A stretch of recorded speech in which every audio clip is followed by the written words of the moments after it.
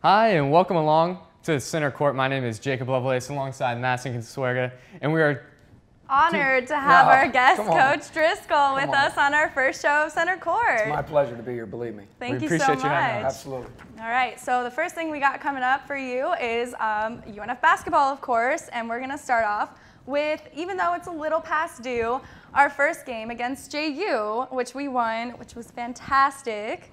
How do you feel about having won your 150th game against JU? I didn't even know that. I had no idea. Bo Beach actually sent me a text. Bo's dad recently won his 500th.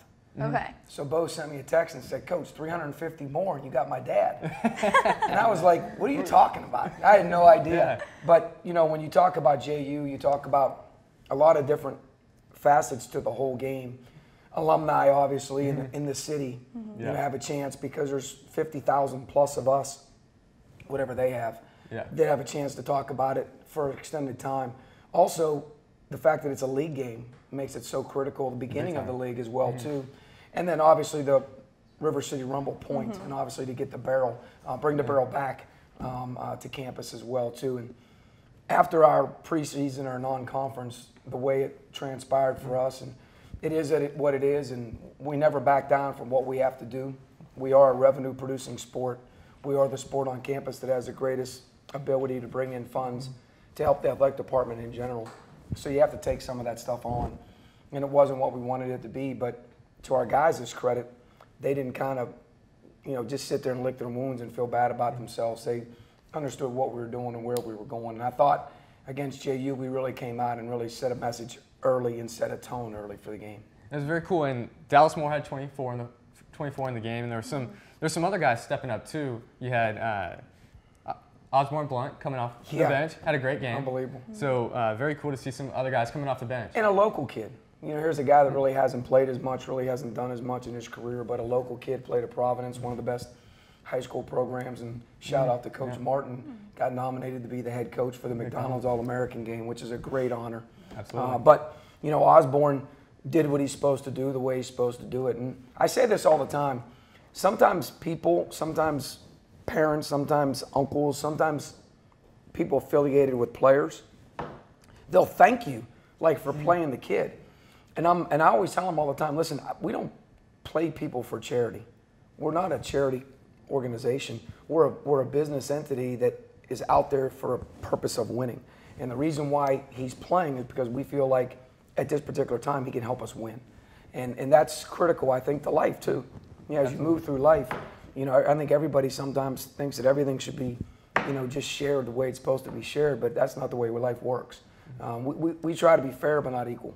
And what I mean by that is everybody's not going to get the same slice of the pie depending on what you do at that particular moment too. For instance, you get a guy like Aaron Horn the other day. Steps up huge against Lipscomb. You know, here's a guy that I'm not even sure if he played against JU. I don't remember. But my point is, there are some of those people on our team that on any particular night can step up, hit a big shot, that kind of thing. After JU, continue a road trip, go 2-1 to start off conference play in 3 road games. What are your thoughts on that? I mean, that's got to be my thinking is tough to start off conference with 3 road games, and coming out with 2 wins, probably feeling pretty good about it. Yeah, you know, us and Gulf Coast were the only 2 teams that had to do that, play those 3 road games. And our 3 road games were a little bit unique. And I don't know how much or how familiar you are, but JU's facility, 1,500, 1,800 maybe, something like that. Then we go to Upstate, seats 849. Wow. Then we go to NJIT, that's just like JU. So we went to actually 3 basically high school size facilities. Upstate and JU, or Upstate and NJIT, very, very difficult travel. Bus to Upstate, flight the next day. Newark traffic is a monster. Absolutely. And then an early game on Saturday, and then a flight back. So that particular travel is very difficult in the league. So for our guys to come out 2-1, we wanted to be 3-0, obviously. Dallas decided to start playing a little bit too late. What do you have, 23 points in 5 minutes? Yeah, at the end of the game. Half, It's crazy. Yeah.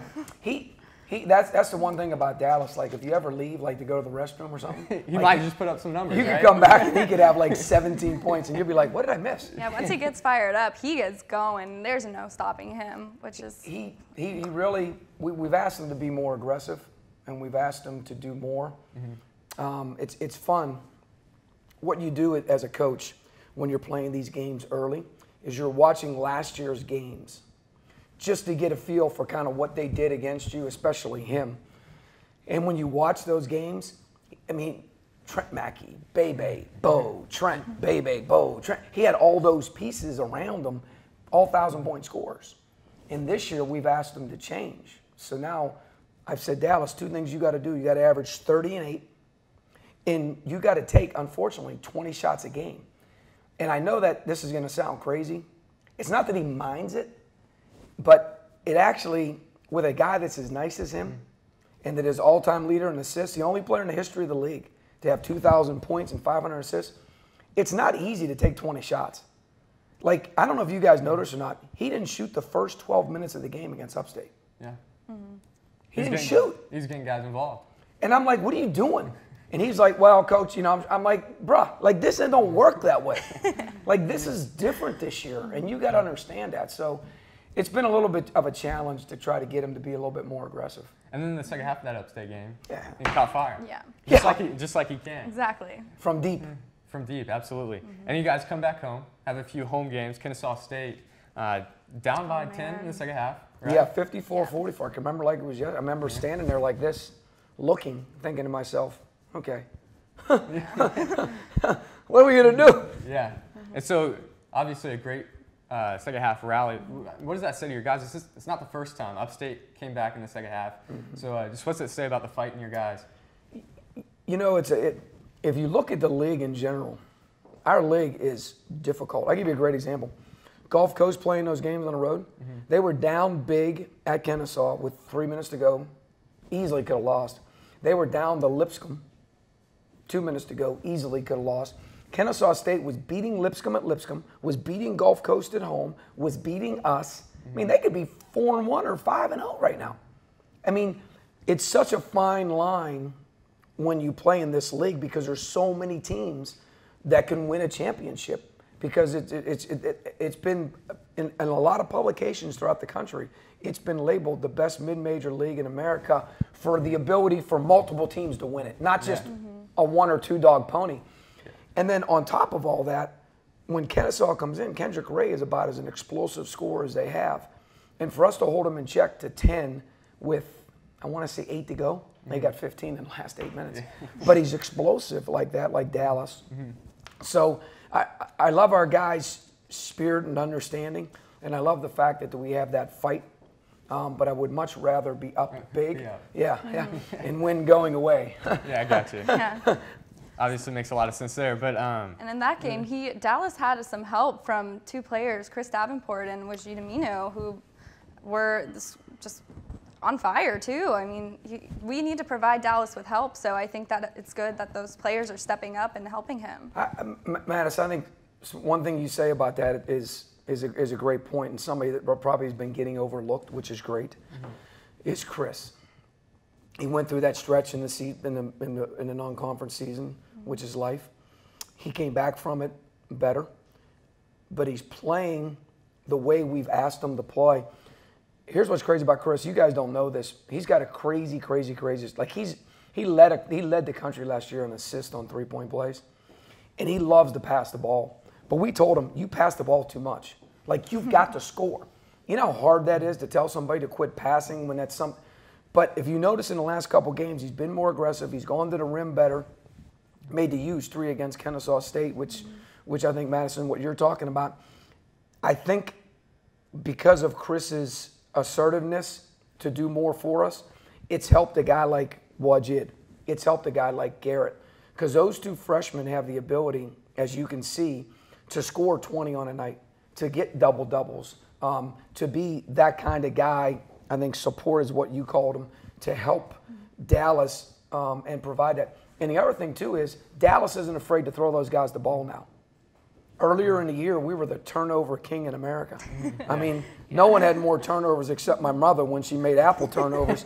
But I think Dallas has gotten great confidence in those guys, and I think those guys understand. Look, man, I got to be in position. I got to catch these balls, and then I got to do something with it as well too. So, I think we've grown in that facet as well. Honestly, yeah, I think probably pre-conference play was where I think the team really melded and like learned to work like a clock. And what you said, Dallas trusts those guys more, so they can help him out more and assist him because he's our leading scorer every game. So I mean, he needs a little bit of help, but now I think they're working like a clock. It's good to see. I'm not a big believer in learning from losing at all. I don't preach it. I don't buy into it, but I do believe you could learn from experiences. And I'll give you a great one. Ball State was probably the greatest experience we had, down 21. I think it was 23 at half, right? Yeah, is that what it was? And for us to have that spirit, and the thing that we did is we went back to what we believed was going to be our best defense, which we're the second best defense in the league right now. We believed it was going to be our best, but they had torched us early. And our staff said, no, Coach, we got to go back to it. So if 4 people are telling me to do it, then I'm gonna bite on it. And because of it, it became a one-possession game with Dallas with the ball. So to me, that experience, I think what you're saying, has helped our esprit de corps, has helped our chemistry as we move forward. Yep. And then the game against Lipscomb. That was difficult. It was back and forth a lot. So, but we turned out on top, 90-84, which was great. But Lipscomb, I think, Madison, Jacob, I think when you look at Lipscomb, in my opinion, they remind me a lot of what we were last year. A lot of threes, a lot of space, a lot of play. Josh Williams, one of the best players in the league, tore his ACL last year, didn't play. I mean, they just scored 112 on JU. Yeah. They're the leading scoring team in the league. They were the second best defensive team in the league. Yeah, I didn't realize that. Yeah, I knew they could shoot the ball all around the Yeah, bar. and they were defending better than they've ever defended. And we shot 51% against them and held them to 35, 27 from 3. But the one thing about Lipscomb is because when you can shoot the threes like we used to have so many weapons out there, you're always in the game. Always. Because you're 2 in a row. Next thing you know, you got 6. Like Dallas against Upstate. 3 in a row. 3 in a row. Yeah. Next thing you know, it's a tie game. So when you're that dangerous, they shot 43s. But we guarded the arc so well. 11 for 40. Correct. And we did a great job. The one thing, if you ever follow us and you notice, when we rebound at a high level, we don't lose. Yeah. And I think we had 47 rebounds against them. So, and the other thing too is Romello, who we haven't even talked, and defensively around the rim, which last year we struggled with a little bit. He's really been able to really defend well around the rim. He's been able to block around the rim. He's been able to, what do you call that, alter shots around the rim. So Romello has been another key piece, along with Wajid, that's helped us. Now, before we have to wrap up, go to break real quick, just some thoughts on Florida Gulf Coast coming up. Both teams tied for first place in the ASUN. So, I mean, this is what you come to UNF to play for, right? This is as good as it gets. You come to play for championships, I can tell you that. You know, no one's won 3 straight in 20 years. So we're trying to do something, you know, really special. But our guys will tell you that it's all about whoever's next. Just like when JU came about and it was a JU game, it's all about the next opponent. Gulf Coast is a little bit different than they have been in the past, but they're the same. And what I mean by that is they actually have 2 guys out on the guard that can both handle the Goodwin and Johnson. They can both handle the ball. They can both score the ball. They can both get to the rim. They're both athletic. They can both guard Dallas, which I think they're going to kind of swap off on to kind of keep a fresh body on them. Maybe try to wear them down, you know, which is something people have tried to do throughout the year, which is fine. I tell Dallas all the time, number 1, I don't feel sorry for you. And number 2, you've been going through this your whole career. So it isn't like you're going to start and things ain't going to change. And you don't peak till you're 27. So, bro, this is nothing compared to what he has the opportunity to do. I mean, you got to play 82 games at the next level. I mean, this is nothing. And the other thing is with Gulf Coast, because of their interior play, and they have the ability to score on the inside as well too, it makes them a little bit more dangerous. and they're playing great. They lost a Upstate at home the other day, but they're playing like they've always played. They've had a great non-conference schedule as well too. I think it's going to be a great crowd. I think so too. Yeah, I think it's become a really neat rivalry. Absolutely. I think Since so the top as of the well. conference the past few years. So. Yeah, and a lot of notoriety nationally. You know, so I think because both teams get that, I think that adds a little fuel to it as well too. I think there's a couple Jacksonville kids on their team, which is life. You know, and when we recruit kids in the city, one thing we ask them right away is, you know, do you really want to be here? Because if you want to leave, I don't want to waste time. Yeah. You know, if you go to JU now, I'm gonna be really ticked off. You know what I'm saying? Yeah, no, I get that. But sometimes kids want to leave. You know, sometimes they want to stay, and they got a couple local kids. Actually, one kid spent a lot of time at my house growing up because he went to school with my son. You know, so but he's a great kid though. I never hold that against anybody. But I'm really excited about this next opportunity. And Lipscomb 3-1, us 3-1, battle for first place. Gulf Coast 4-1, we're 4-1 battle. So I think you're right. I hope people embrace kind of what's been going on the last several years, and also embrace the fact that, you know, Dallas, there's other pieces to the team, but he is a special talent, and he is special to watch, and hopefully people get in it, because there's only several more chances to watch him play, and then you have to see him on TV. Hey, and one of those chances, Wednesday night, 7 o'clock, right here at UNF Arena against Florida Gulf Coast. It's going to be a good game, y'all. Better tune in. We got to go to break real quick, but we'll be right back. Talk about some NFL playoffs and the NBA.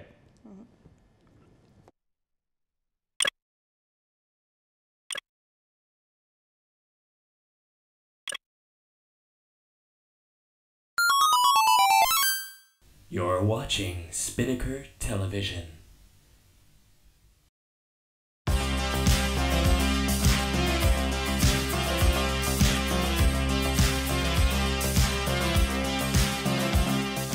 Hello and welcome back to Center Court. My name is Madison Consuegra. Jacob Lovelace alongside me, and Coach Driscoll is still here with us. Now we're going to jump into some NFL.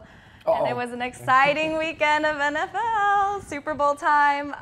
We'll start off with Green Bay and the Steelers. Or no, I'm sorry.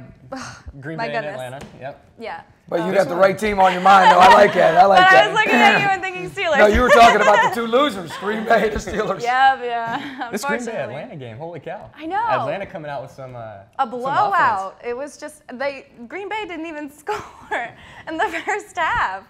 Like it was sad to watch, honestly. Matt Ryan and Julio Jones, tough to stop right now. I know. Well, the thing too about Atlanta, last game in the Dome, so there was that added factor. There's some fuel to that. Yeah, fire. and then the other thing is, you know, Green Bay was so hot, Oh, absolutely. Yeah. and when you can punch somebody in the mouth early, and they don't really respond, next thing you know, you're down. What was it, 24 or Yeah, whatever you it was? get yourself into Yeah, and It's Ryan, 24-0. Ryan might be the most underrated quarterback He's been to. phenomenal. Yeah. And if he never wins a championship, no one's ever gonna. Say anything about it. Never. But I think, now correct me if I'm wrong, I think Aaron Rodgers only has one championship. So he wins this one here, and all of a sudden he's in that talk. But remember, though, Aaron Rodgers sat behind Brett Favre for how long? For a long time, that's he true. did. So here you're talking about a guy who, and like Brady. You know, Brady, if it wasn't for Lewis, the Jets knocking Bledsoe out on the sideline, he never gets an opportunity as well, too. So here's two quarterbacks that sat behind, and, you know, and in today's society, it's such a microwave society, kids just don't want to do that. Yeah. That's why there's so many transfers in basketball. They don't want to be patient and grow and learn. right. Yeah. They want to push a button in a minute and a half, it's done. Yeah, there you Yeah. go. That Julio Jones, the 73-yard my touchdown, did you see gosh. this, Coach? 73-yard touchdown catch, breaks a tackle, stiff arms another guy. I did takes it not. to the house. Yeah, and then Matt What a Ryan play. with 4 touchdown passes, like He was automatic. he was just on fire. There's no stopping him. I thought he did a great job. I think Coleman, the running back, I think he did a great job utilizing him early, which allows a guy like Jones. You know, Alabama, I didn't realize Julio Jones was an Alabama guy. Yeah. You talk about Julio Jones, Cooper. I mean, they're pretty good wide receivers have come out of Alabama, and you forget about that. I'm a little bit. I got distaste in my mouth for that game too, so we won't even go there to college. I'm glad this started after college football. My household is Clemson. I coached there. Okay. My son was born there. My other one was raised there. Yeah, that wasn't a good night. That wasn't a good night. Neither was it for the Steelers. Oh, I know. Yeah. I get into really that one, wanted them to pull through. I mean, honestly, when you think about it, like, it's good to have hope, but just realistically, Tom Brady always gets it done. Like, he just finds a way to get it done, and he got it done. He just knows how to win. It's unbelievable. Roethlisberger really struggled a little bit. He had some good passes, but he struggled. Coaches drop, even though one play doesn't cost you a game. Coaches drop after we had held them. Gosh, we held them to a field goal after they marched right down our throats at the opening kickoff, which they never take the ball.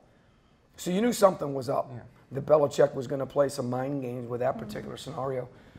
But when you look at a guy like Brady and his consistency in play, but I think the people that get the least amount of credit that should get the most credit is his offensive line.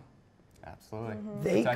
I mean, Edelman's good, whatever the guy's name. Like, you don't even know half the Mitchell, I think's the one rookie, Logan or Hogan, whatever his name is. like you can put those pieces out there, but I'm telling you, that line provides him an opportunity to be great, and he's so great that line actually deserves probably all to be in the Hall of Fame. Because we know he's going to be in the Hall of Fame. Oh, absolutely. But he wouldn't be able to pass the ball without them. So and their defense, you got to give them credit too. Yeah. And they're saying that they got to be ready for the Falcons, and they got they're. Let me tell you something now. That defense is good. You ain't got to worry about the Patriots being ready. Oh, absolutely not. Pretty well coached, huh? I'm focused on the Atlanta Falcons. I'm focused on the Atlanta Falcons. And that's right after a win. What do you think about Donald Trump focused on the Atlanta Falcons? I mean, what do you think about the Steelers having a flu? I'm focused on the pit. Belichick say he's just like a recording. Yeah, straight line all the time. And I think what was missing, though, from the Steelers was Le'Veon Bell. Like, he was out early in the first quarter. Yeah, hurt his groin early, and that really took away a key element to the Pittsburgh's offense. But Williams isn't bad. I mean, he's pretty good. I mean, you look at the very first drive we had where we got stopped at the 1 and couldn't punch it in. There's another scenario where if you punch it in, it just changes the game. No doubt. They just missed so many opportunities for points, and it's and in a game like that, with that magnitude, you've got to seize those moments. Yeah, absolutely. Get down to the 1 yard line, got to punch it in. No doubt. Now, are you a fan of a flea flicker? I know it was against your team, Pittsburgh, but that's a fun play to watch, right? Yeah, flea flicker, a double reverse. I like throwing it. I think the Jags did it in the last game. I like throwing it to the wideouts who have been quarterbacks before. Makes it fun. Yeah, and the Steelers used to have that Randall L. He used to be a quarterback in Indiana, and then we made him a wide receiver. I think anytime you can do things like that and change up, I think those are good change ups. I think you can't have a heavy dose of it, but I think it's so I'm a fan. I'm a fan of the immaculate reception too. Yeah. Franco caught that too. I don't know. Was that a flea flicker? Didn't they go to Franco, pitch it back, and then he threw it? Or I think so. Yeah. I don't know how it worked out, but anyways, I'm a fan of trick plays. That's very cool. Now the Super Bowl game here. Oh my. Atlanta and New England. How do you see in Houston, right? In Houston. Yep. How do you see it shaping up? Well, honestly, I mean, the Patriots are only predicted to win by 55.6%, according to the ESPN Football Power Index. It's early. I know it's early, but I think it's going to be a very both offenses have great weapons. Tom Brady and, like you said, his offensive line, and then you have Matt Ryan, who has weapons like Julio Jones and Devontae Freeman. And Matt Ryan can throw the ball like it's nobody's business. So I think the Falcons are going to have a good aerial attack, and if the Patriots the defense can stop that, then the Falcons are going to be in trouble. I think you're right, and that's a good point too. Is this the New England defense? It's not the same as Green Bay defense. It's a really good defense, top in the league. So they're going to have their hands full. So who do you like? Man, it's hard to pick against Tom Brady right now, and that's what I said about Aaron Rodgers last week. But I ended up going with Atlanta anyway, and I'm sticking with Atlanta to get it done. I'm sticking with Atlanta. All right, so here's why New England's going to win. Please do, tell us. Because number one is you can't give a guy like Belichick 2 weeks to prepare. Yeah, he's got a ton of science. You're talking about the opportunity for him to do what he needs to do defensively. And remember how dominant they were all year. And now let's not forget, guys, Brady didn't play the first 4 games. Out the first 4. So, here's a guy that when you give him the longer time, you give him to prepare, almost like Nick Saban. And I know Clemson won. But and Clemson scored a ton too, Yeah. But when you give a guy this much time to prepare, they've been there so often. They understand the magnitude of the game so much. In my opinion, I think New England's going to dominate in the game. I think the game is not going to be close. I'm not going to say it's going to be a laugher, but I don't think it's going to be close. I think that they're going to dominate the game, unlike when they beat Seattle. It was, obviously Down to the wire. yeah, of course. But that's just my opinion. I think New England's too good. Atlanta's had a great year, but I think New England walks away with another championship. You mentioned a key point. Kind of been there, done that. 7 times for Belichick and Brady going to the Super Bowl. Something odd. Like, is this like Belichick's, like, Super Bowl's what, 51? Is this 51? This is 51. He's been coaching in like 10 of them. That's phenomenal, isn't it? Something crazy. Like, that's So 1 out of he 5. has Like, that's experience. ridiculous. That's ridiculous. You're absolutely right. And think about a quarterback, Tom Brady, that's gone to 7 himself. That's. I'm focused on Florida Gulf Coast. I like it. Yeah. Well, that's all the time we seem to have. That was it? That was it. But before we go, I'm going to have to disagree with you. Oh, jeez. I'm going to have to disagree with you. I think the Falcons will pull through. I think it's going to be a close game. Defense wins championships, but if the Falcons can play right. like they did against Green Bay, then I think, because they had a 4-man rush like 90% of the game against Green Bay. Like, all right, hold on. Let's go back. Let's talk about what you just said. Defense wins championships. Why are we all of a sudden thinking that New England's Pittsburgh's offense is one of the best offenses in football? When you start talking about Antonio Brown, Le'Veon Bell. In football. But Ben Roethlisberger, too. Yeah, but when you're talking about best wide receiver in the league, probably best running back. Several. I'm saying, so what part of New England's defense don't you like? They're phenomenal. No, they are phenomenal, but they can have an off day, and you know what? I'm hoping they have an off day. No. Anybody can have an off day and you could lose. I'm just talking about in reality when you just look at the bare facts. New England's defense is phenomenal, and the AFC is way better than the NFC. Way better than the NFC. That's going to be fun to watch. It is going to be fun to watch. I hope it's closer than you think. Yeah, I hope it is too. And I think the Falcons I think they're going to find a way to break through Patriots defense, and I think the Falcons are going to win. Well, you're a Matty Ice fan, huh? Hey, maybe it's just me. I know he's good looking, but I ain't picking dudes because they're good looking, just so you know. Brady ain't bad. I'm not either. No, Brady ain't bad looking either. He is not, but I just really would like to see someone else win it, but that is all. Yeah, maybe it's my heart, you know? I want to see Matt Ryan win this first. That'd be cool to see. Yeah, he's been here 9 seasons. You know what the it's problem is, time. though? A lot of people feel that way. They have a distaste. To see people. New England's always there. Brady's always like. People dislike winners. It's true, they do. Yeah. You know what I mean? Like they don't like Alabama. That's very true. Nobody likes Duke. Yeah. Everybody hates Kentucky.